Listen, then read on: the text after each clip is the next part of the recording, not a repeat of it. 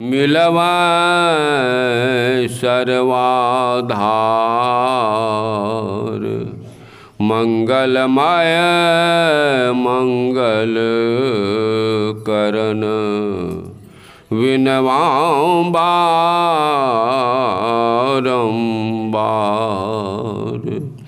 धन्य धान्य सतगुरु सुखद महिमा कही न जाय।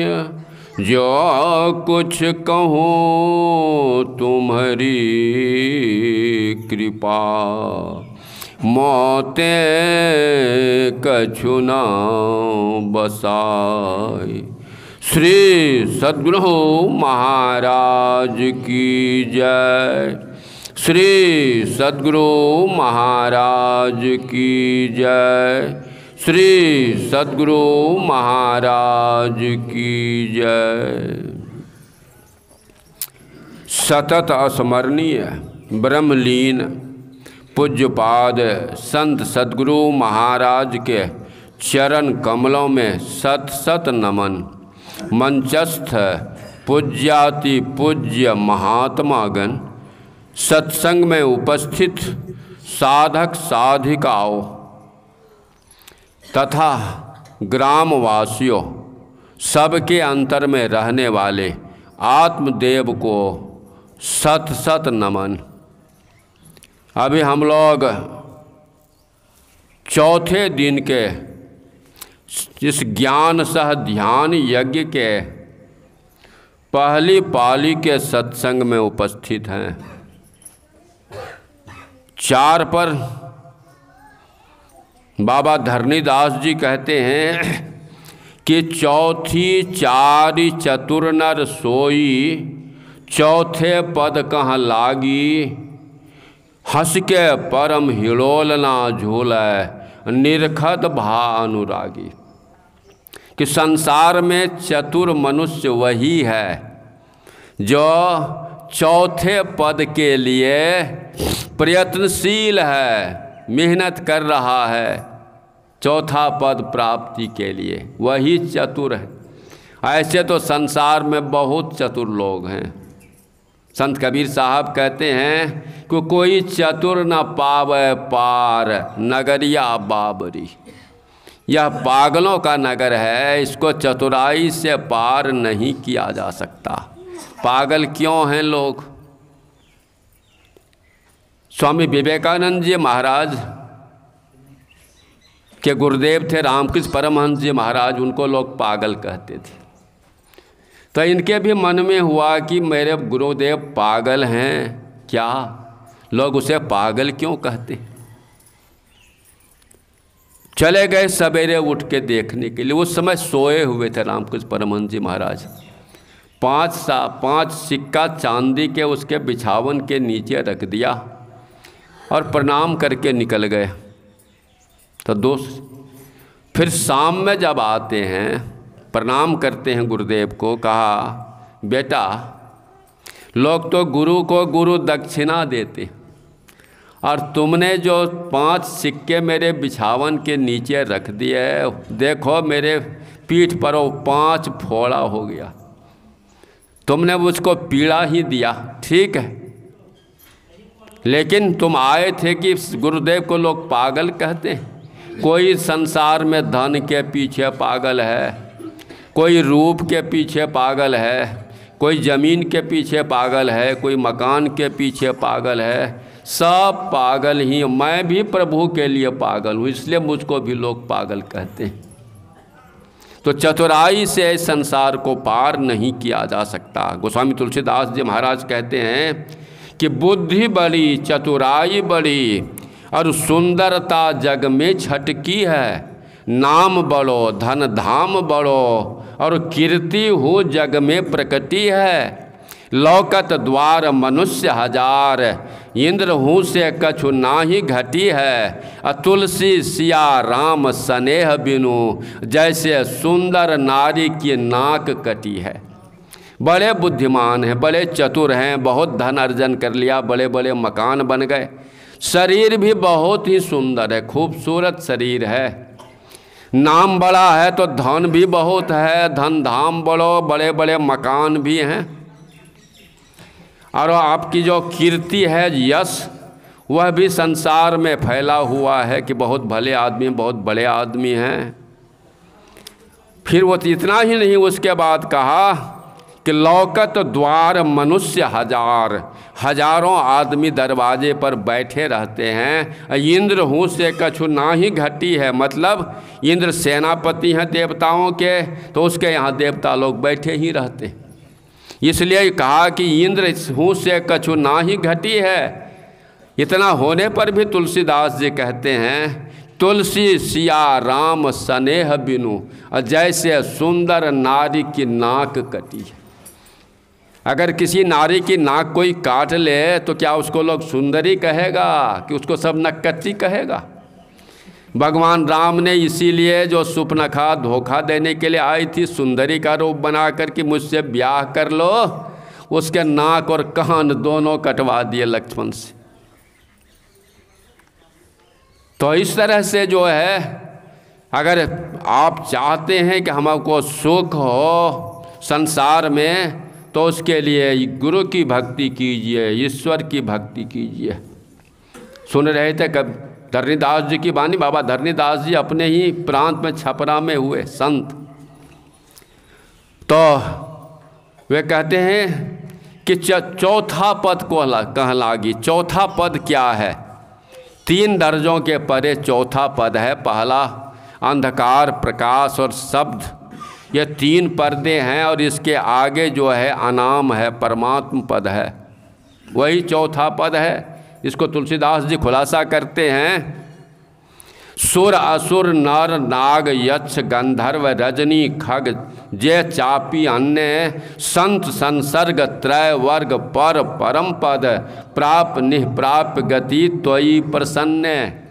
संसार में जिन्होंने भी चौथा पद प्राप्त किया, कैसे, कौन, चाहे वो सूर हो, देवता हो, असुर हो, राक्षस हो, नर हो, नाग हो, किन्नर हो, यक्ष हो, पक्षी हो या कोई भी हो, कैसे प्राप्त किया?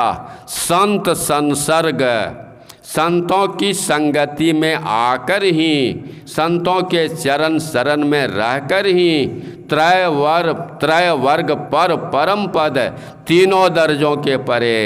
ये नयनाकाश में पहले अंधाराकाश है, फिर प्रकाशाकाश है, उसके बाद शब्दाकाश है, और चौथा पद है निःशब्दम परमम पदम, जहाँ मुक्ति होती है। तो इसको प्राप्त किया कैसे? संतों के संसर्ग में आकर। संतों के संसर्ग में क्या होती है? तो ईश्वर की चर्चा होती है, उस पर सुनते हैं, और रास्ता भी संत महापुरुष बतला देते हैं, उदाहरण उपमान देते हैं कि कौन कौन पहुँचे वहाँ। तो वृत्त बलि बाण प्रहलाद मय व्याध गज गिद्ध, द्विज बंधु निज धर्म त्यागी, साधु पद सलील निर्धुत कलमस सकल, स्वपद जबनादि कैवल्य भागी।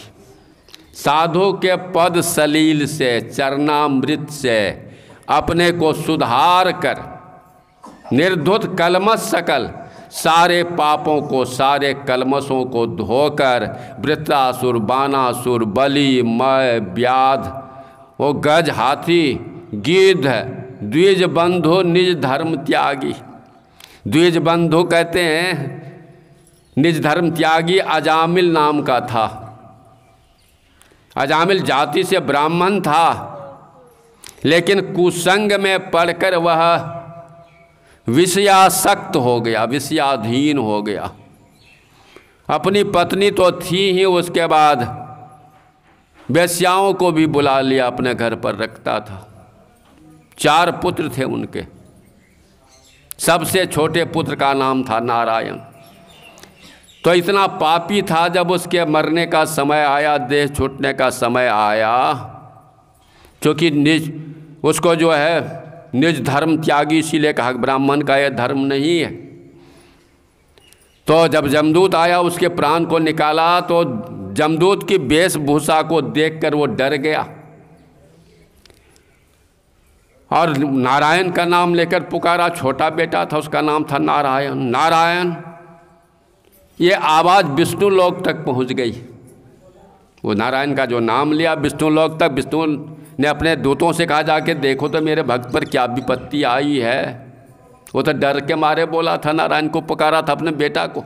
वहाँ से विष्णु दूत आ गए। तब तक जो है जमदूत उसके प्राण को निकाल चुके थे, लिंग शरीर को निकाल चुके थे। तो विष्णु दूतों ने कहा कि तुम इनके लिंग शरीर को नहीं ले जा सकते, इसमें घुसा दो।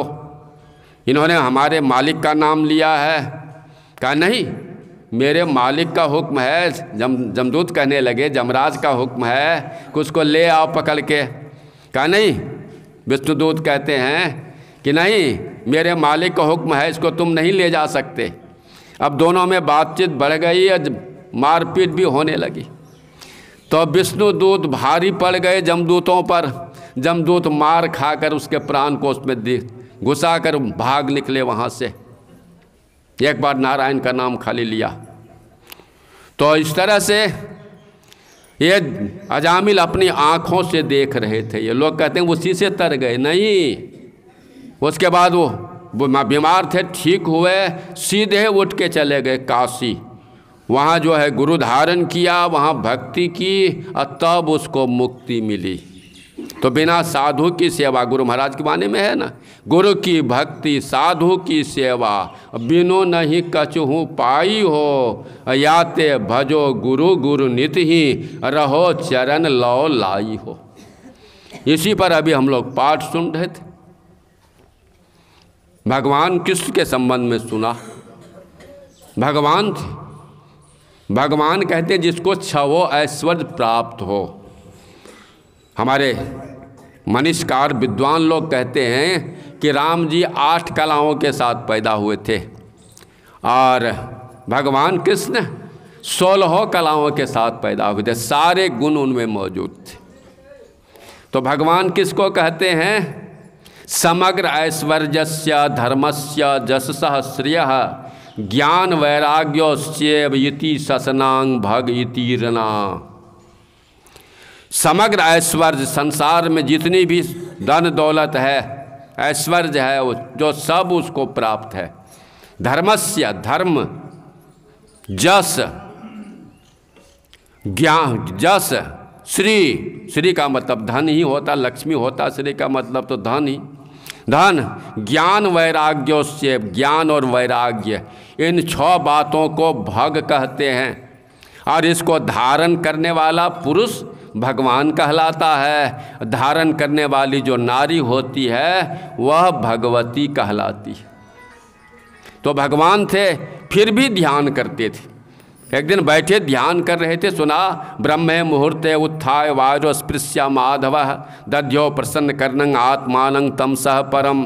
भगवान श्री कृष्ण प्रतिदिन ब्रह्म मुहूर्त में जग जाते, हाथ मुंह धोकर अपने आत्मस्वरूप का ध्यान करने लगते। किसका ध्यान करते थे?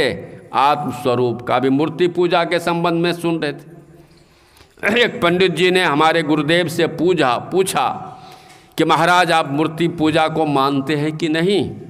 तो गुरुदेव ने कहा कि हाँ, मानता भी हूँ और नहीं भी मानता हूँ। कहा नहीं, एक बात कहिए। कहा मानता इसलिए हूँ कि शुरू में जो स्थूल ध्यान होता है वह मूर्ति का ही होता है, चाहे किसी भी पुरुष का हो, नारी का हो, गुरु का हो और किसी दूसरे जो तेजस्वी पुरुष हैं उसका लोग ध्यान करते हैं। तो इसलिए मूर्ति बनाकर ध्यान करने को मैं मानता हूँ कि मूर्ति बनाइए ध्यान करने के लिए, और मूर्ति बनाकर मेला लगाकर पैसा वसूलने के लिए मैं मूर्ति पूजा को नहीं मानता हूँ। यही स्पष्ट बोले थे उनसे। तो भगवान कृष्ण नित्य उठकर जो है वो ध्यान करने लगते। एक दिन ध्यान कर ही रहे थे तो बीच में नारद जी पहुंच गए। रुक्मणी जी से पूछा कि भगवान कहाँ हैं, श्रीमान कहाँ हैं? कहा वो पूजा कक्ष में ध्यान कर रहे हैं। वहाँ गए, आहट हुई तो ध्यान टूट गया। हाथ जोड़कर पूछते हैं नारद जी कि सारी दुनिया आपका ध्यान करते हैं, करती है सारी दुनिया आपका ध्यान, और आप किसका ध्यान करते? तो उन्होंने कहा कि मैं आत्मस्वरूप का ध्यान करता हूँ। और एक बात और कही, तो आत्मस्वरूप का ध्यान क्यों? भगवान शंकर की वाणी है कि नास्ति नादात परो मंत्रो न देवा स्वात्मनः परम नानुसंधे परा पूजा न ही तृप्ते परम सुखम। नास्ति नादात परो मंत्रो, ये नाद की साधना, शब्द की साधना सुनते हैं ना, तो जो शब्द की साधना करते हैं उससे बढ़कर संसार में कोई मंत्र नहीं है। जो शब्द की साधना करते हैं सारी शक्ति उसको प्राप्त होती। ना देवः स्वात्मनः परः, अपनी आत्मा से बढ़कर दूसरा देवता नहीं है। यह आत्मा जो जीवात्मा है इससे बढ़कर कोई देवता नहीं है। नानुसंधे परा पूजा, और उसके अन्वेषण से बढ़कर, आत्मा की खोज से बढ़कर जो है कोई पूजा नहीं है। ना ही तृप्ते समो सुखम, और तृप्ति से बढ़कर कोई दूसरा सुख नहीं है, संतोष से बढ़कर दूसरा सुख नहीं है। तो आत्मस्वरूप का ध्यान करते थे वे, और उसके बाद क्या करते थे? नारद जी से कहा कि जिन्होंने अपने को ब्रह्मांड में पहुंचा लिया है, ये दोनों आँखों के बीच में जो है, आधी आँख को पिंड कहते हैं, आधे के ऊपर को ब्रह्मांड कहते हैं। जिन्होंने अपने को ब्रह्मांड में पहुंचा लिया है, तो आँख से ऊपर भाग को देख सकते हैं? इस आँखों से नहीं देख सकते हैं। तो जो जिन योगी महात्माओं ने अपने को आँख से ऊपर पहुंचा लिया है, उसको देखने के लिए मैं उसका ध्यान करता हूँ। जो मोहि ध्यावत मैं तो ही ध्याऊँ, जो मेरा ध्यान करता है मैं उसका ध्यान करता हूँ। तो ध्यान से होता क्या है? ध्यान क्यों करते थे वे, और हम लोग भी क्यों करते हैं ध्यान? शंकराचार्य जी महाराज कहते हैं, वे कहते हैं कि ध्यानात पापान नाशयतीति, ध्यानात मोक्षं च विन्दति, ध्यानात प्रसीदति हरि है, ध्यानात सर्वार्थ साधनम।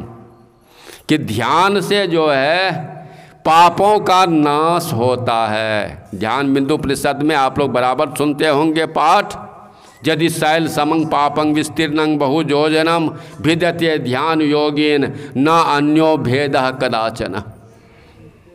यदि पहाड़ के समान कई योजन तक फैली हुई पाप राशि हो, तो वह ध्यान से, ध्यान योग से नष्ट हो जाता है, समाप्त हो जाता है। इसके समान पापों का नाश करने वाला दूसरा कभी कुछ नहीं हुआ है।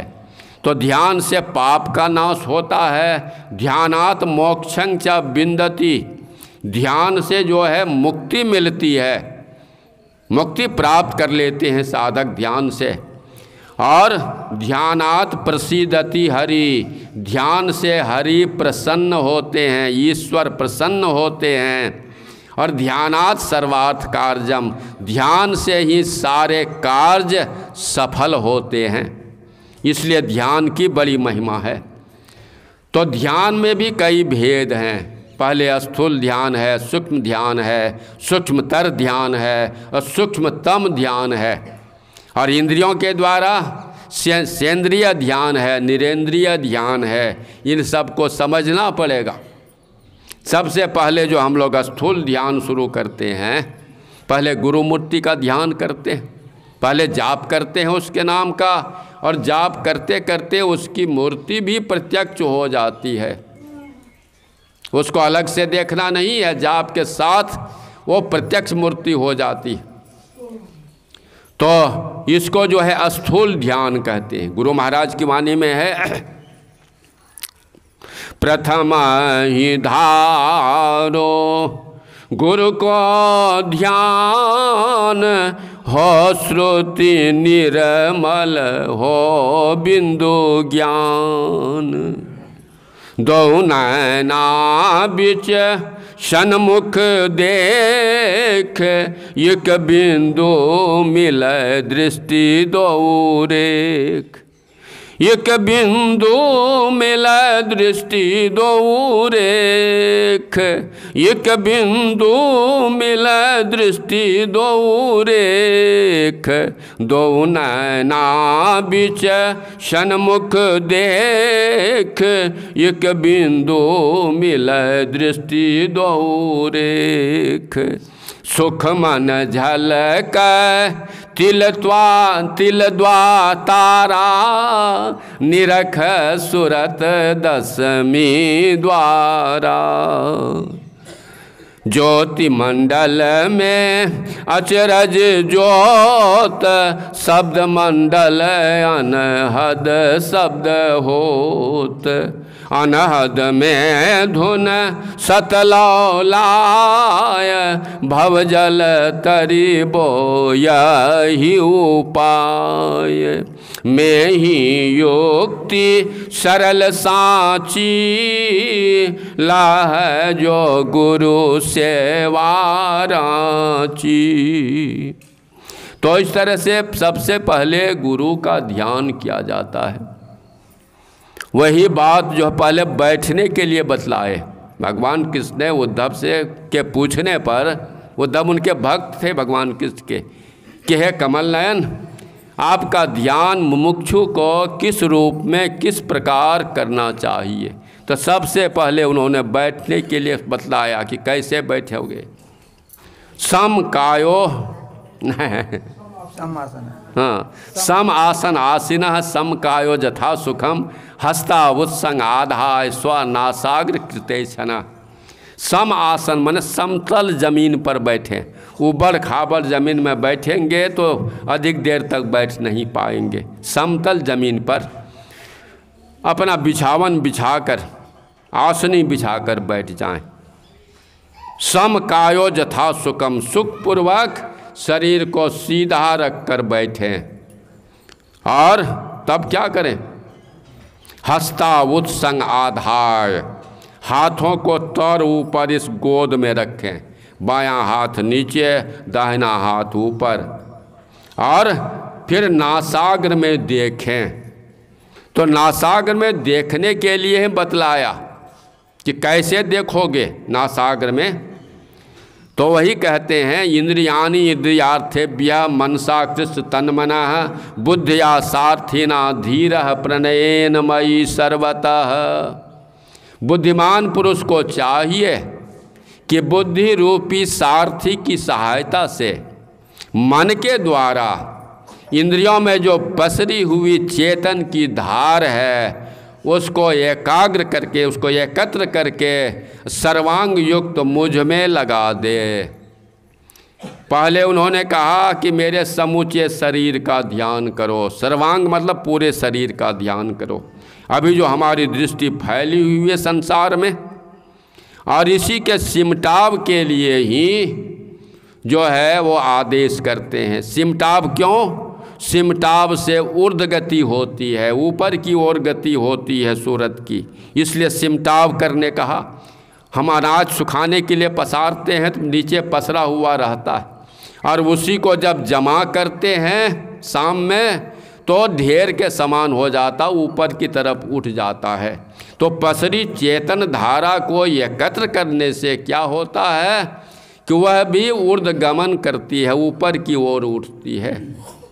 और ये वैसे जिसका उतना ऊर्ध्वगमन हो जाता है कि पिंड को पार करके ब्रह्मांड में पहुंच जाती है।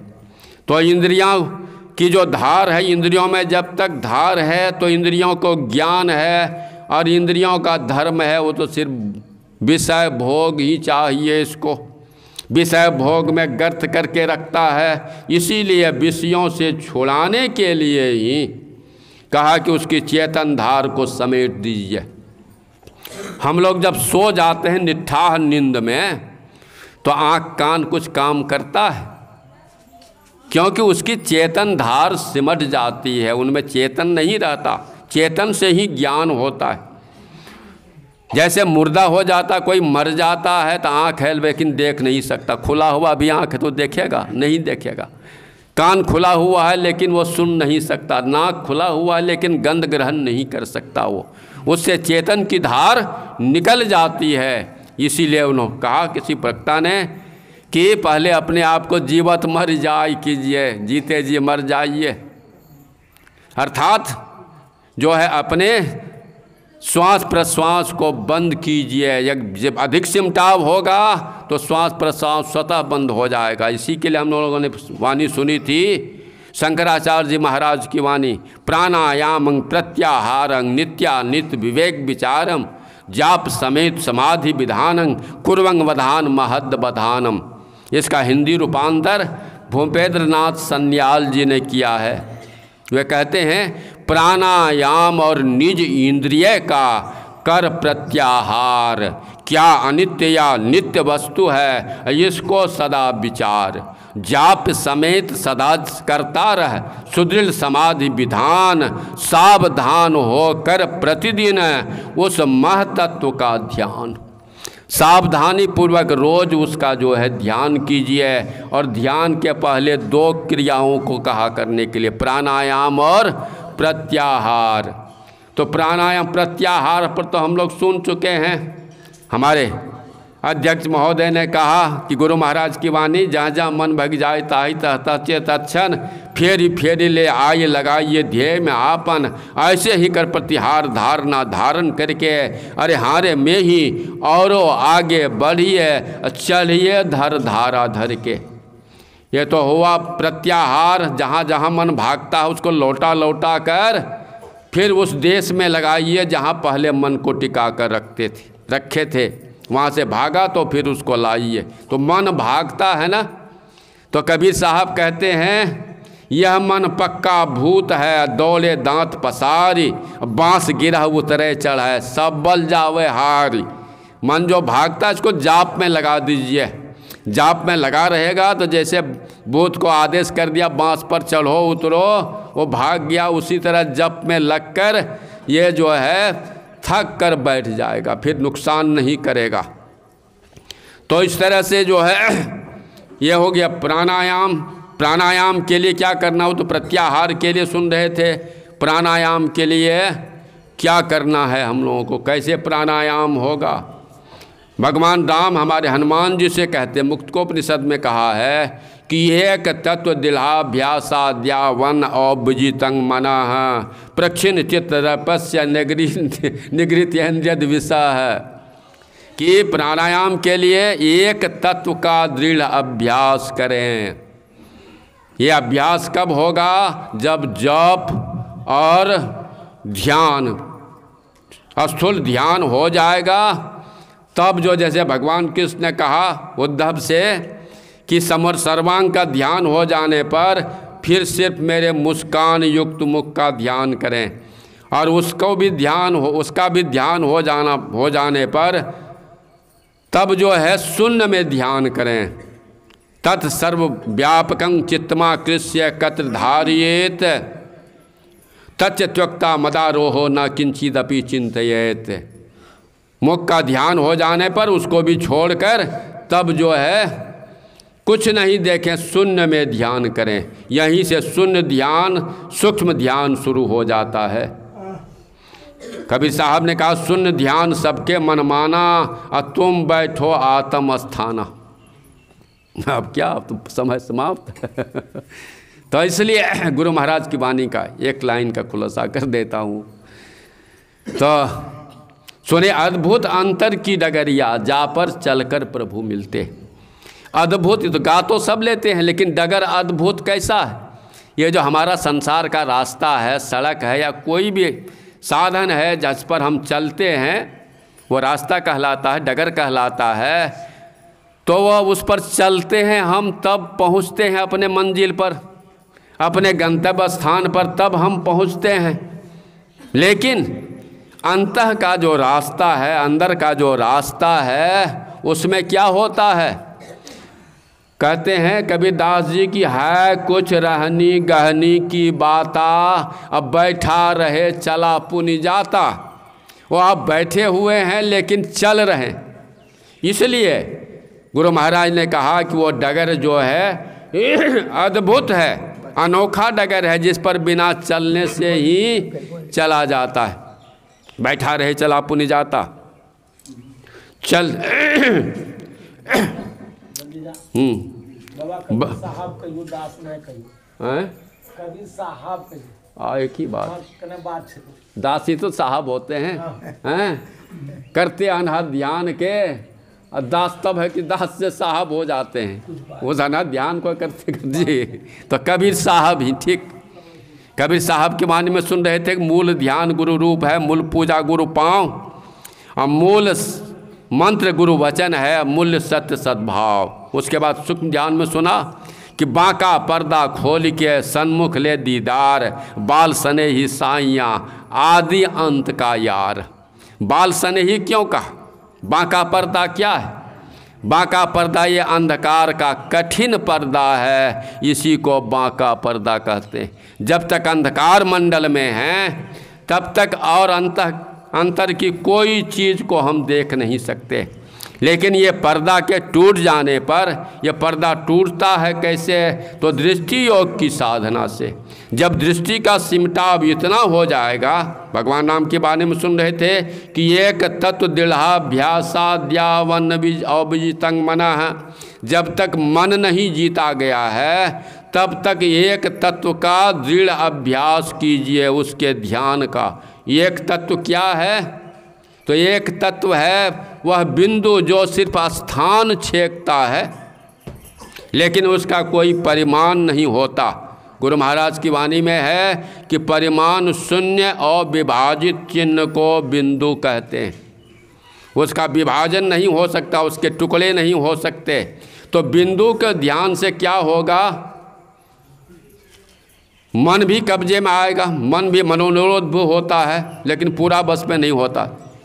प्रक्षिण चित्त दर्पस्य, चित्त के अहंकार को पूर्ण रूपेण दूर करके, जब तक अहंकार रहेगा, घमंड रहेगा मन में, तब तक जो है आप आगे कुछ कर नहीं सकते, नहीं बढ़ सकते।